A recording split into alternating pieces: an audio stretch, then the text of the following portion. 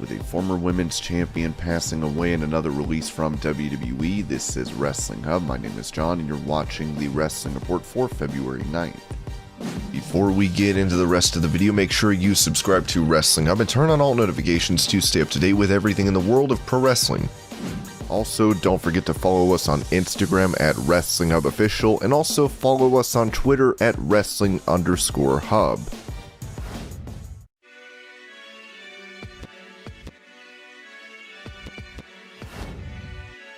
A news report from WrestleVotes came out the other day which claimed there is currently no replacement for Shane McMahon at WrestleMania. Now, Ringside News has set the record straight as they noted that the report came out yesterday saying WWE is still trying hard to find a replacement for Shane McMahon at WrestleMania. That is not the case. We have learned that Shane's replacement is already decided. In fact, it was decided as soon as the decision was made to send Shane home.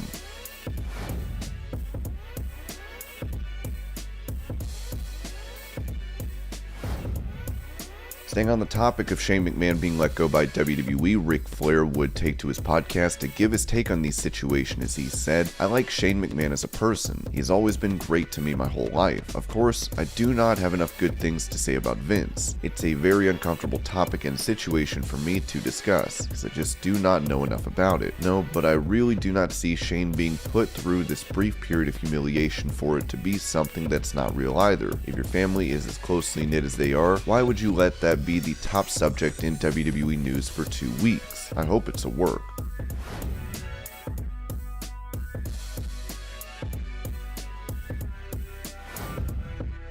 With the Royal Rumble being criticized for not having many surprise returns, Rob Van Dam told Sportskeeda that he was ready to make his comeback at the pay-per-view. "I let WWE know that I was available if they needed me for Royal Rumble, and I was on standby, with a brand new outfit feeling great, in a great condition. In the end, they did not call me, but it could happen any time. I really do not have any plans for it, but I would consider any situation from any company. I would definitely consider it. If it's right, it's right."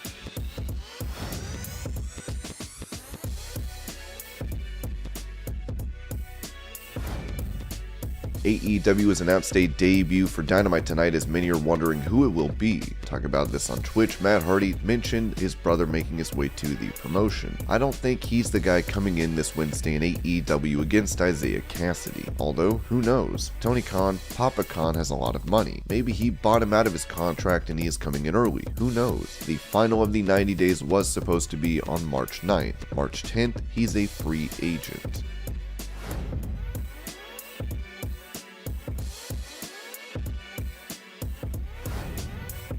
With many considering The Miz to be one of the greatest heels in WWE today, AJ Styles would echo a similar sentiment when he talked with Ryan Satin on the Out of Character podcast. "To me, there's no one who understands what a heel's supposed to be like better than The Miz. And that's what I wanted to be. I'm just not as good as him. That's what I want to be, and that's what heels should want to be. They should not want to be liked. They should want to be spit on and all this stuff. That's what we should strive for, because with the emotion that you bring as a heel, it just makes whoever you're working that much better. When you got a heel and you got a baby face, it's easy. When you got a great storyline, it's easy. Everything's gonna work out." On that note, AJ Styles, when mentioned becoming a babyface following his feud with Omos, he said, "Absolutely, I'm enjoying being a babyface again. It had been a while since I feel like I've been a heel, and I thought, it's time for a change. I'm ready to move on. And in my heart, as Alan Jones, I love kids. I love to make them smile. Being able to do that as AJ Styles is a blessing."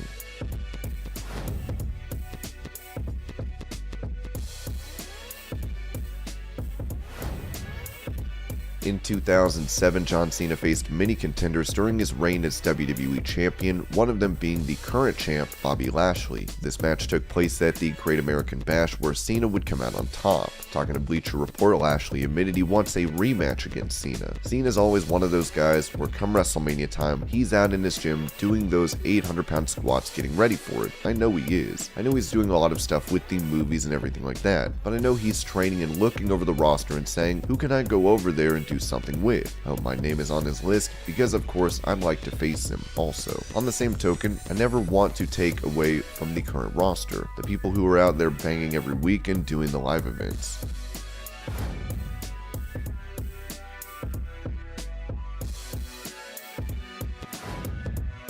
As Brock Lesnar looks to take back his WWE title from Lashley in Elimination Chamber, he's aiming for a title versus title bout at WrestleMania against Roman Reigns. Talking about this on After the Bell, Paul Heyman would note that the best is yet to come for these two stars. First of all, I'll say this selfishly, you haven't seen the best of Roman Reigns yet. Roman Reigns a year from now will be far greater than Roman Reigns today. Roman Reigns this Friday will be better than Roman Reigns last Friday, and Roman Reigns next Friday will be able to look back at this Friday's appearance and say, I can do that so much better. I think you look at Brock Lesnar evolving as a person on television, and here he comes down now, Captain Caveman fresh off of a farm in Saskatchewan, where he's a pure killer and butcher. Can you compare this Brock Lesnar you've seen in the last 20 years? He's evolving. He's only going to be better.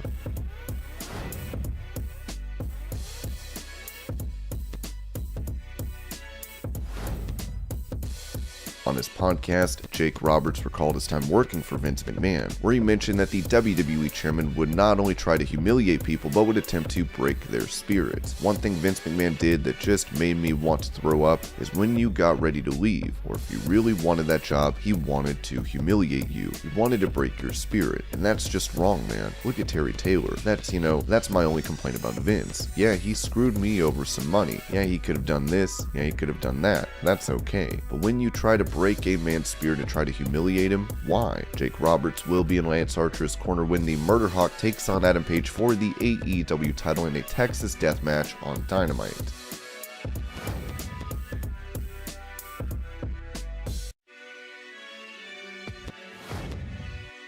After signing with NXT UK 2 years ago, it seems the contract of Candy Floss has run out as she put out this statement. In May 2019, I lost my mom to cancer, then in January 2020, I signed with NXT UK. Unfortunately, my dream career with WWE got put on hold when, during the pandemic, I was diagnosed with severe PTSD and anxiety because of the trauma I experienced witnessing my favorite person, my mom, fight for her life. I decided I needed to put my mental health first, and WWE couldn't have been more supportive. In December 2021, my contract with WWE expired. It is very sad for me, as I wish my journey with WWE didn't have to end like this, as I worked so hard to get signed. I just want to say thank you to WWE for dealing with me so well, as I know it's not an easy situation. I'm very grateful for it all. From fighting in the ring nearly every day, I found myself being in the biggest fight with my mental health. On a positive note, I am doing so much better. My dream isn't over. Life just decided to be very unfair, not so sweet towards me. Hopefully I will be back in the ring again sometime soon and hurt my 90-year-old back again. Thank you to everybody for supporting me.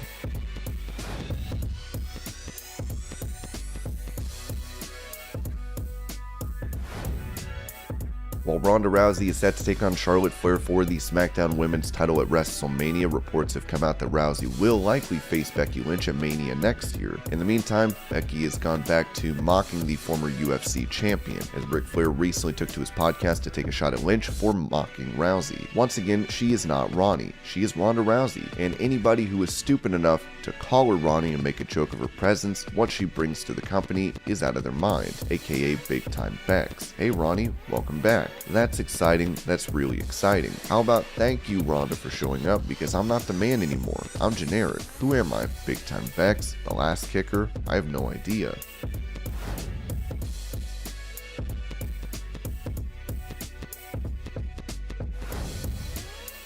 With Bryan Danielson offering to work with Jon Moxley on Dynamite last week, Eddie Kingston talked about this on the Wrestle Talk podcast, where he made his feelings towards Bryan known. Bryan's a very judgmental person. Oh, you're eating meat? That's him. You know what I mean? Oh, you don't do the Karl Gotch workout system? Ugh, why don't you? Oh, you don't grapple away? It's supposed to be this. Why do you think I tried to bloody up his chest? Come on, folks. You've got to look underneath the surface. You've got to look underneath the surface of these people. What they put on screen is not them, and when it starts leaking, everybody gets mad, and I'm like Bobby Heenan. I hate to say I told you so, but I told you so. You know what I mean? I said it from the beginning. My hands are clean.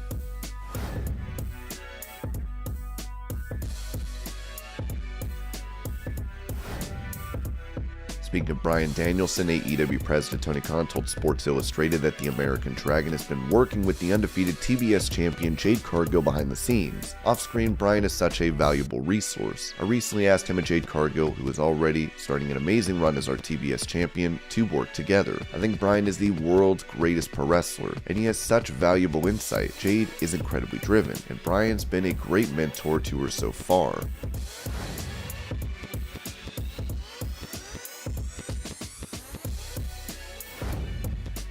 When Braun Breaker and Santos Escobar were in the middle of their NXT Championship Summit, Dolph Ziggler would surprisingly make his way out, as it looks like he'll be wrestling on the brand for the foreseeable future. Many fans were excited over this, so here's some of the reactions. I absolutely loved NXT this week. The opening match was amazing. Loved the women's matches, and OMG, Dolph Ziggler on NXT was amazing. I can't wait for Breaker versus Ziggler. I really hope this is the beginning of more main roster talent coming to NXT. Dolph Ziggler in NXT? Wow. Hope this means that he's gonna get another main event push. I just hope they don't forget about Robert Roode or turn him into a jobber or something like that.